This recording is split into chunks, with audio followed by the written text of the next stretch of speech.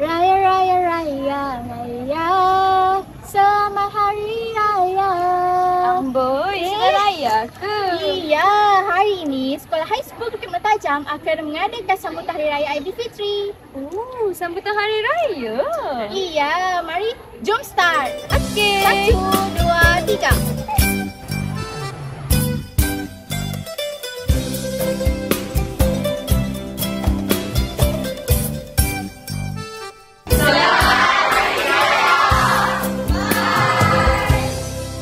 Riuh rendah sungguh kampung lama, sapa salam sahut-sahutan, manis wajah senyum pun terukir, budak-budak ke hulu hilir, ziarahi jiran sanak saudara.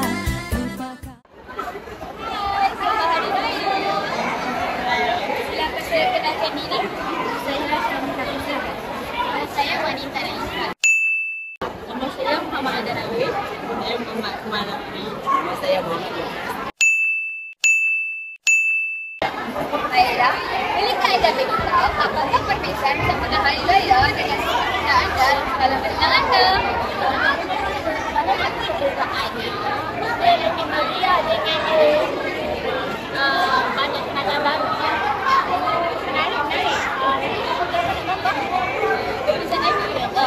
Pada sekolah rendah, kami hanya menyambut jamuan hari raya bersama kaum besar saja. Pada sekolah kami hanya menyambut kaum besar saja. Tetapi di sekolah rendah, kami dapat menyambut jamuan hari raya bersama kaum lain dan budaya-budaya.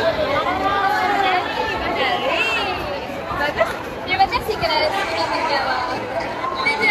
Bye-bye. Selamat Hari Raya. Sila memperkenalkan diri anda. Saya Muhammad Syidik bin Muhammad Tamizi dari kelas 5 UAE. Selamat Hari Raya. Tahun ini merupakan cawangan raya yang sangat untuk anda dan alam persekolahan anda. Apakah pesan anda? Saya sebagai murid Ketua 5 High School Bukit Mertajam. Pertama, mesti akan merasa seronok dan dapat menyambut jamuan hari raya bersama rakan-rakan di sekolah. Dan terima kasih kepada pihak sekolah kerana menganjur jamuan hari raya peringkat sekolah untuk kami mengeratkan hubungan kami lagi dengan rakan-rakan dan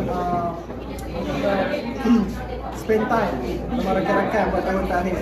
Okay, dalam masa yang sama, saya berjumpa dengan tugas kami sebagai seorang pelajar dan pejuang SPM untuk tahun ini. Okay, terima kasih. Itu saja.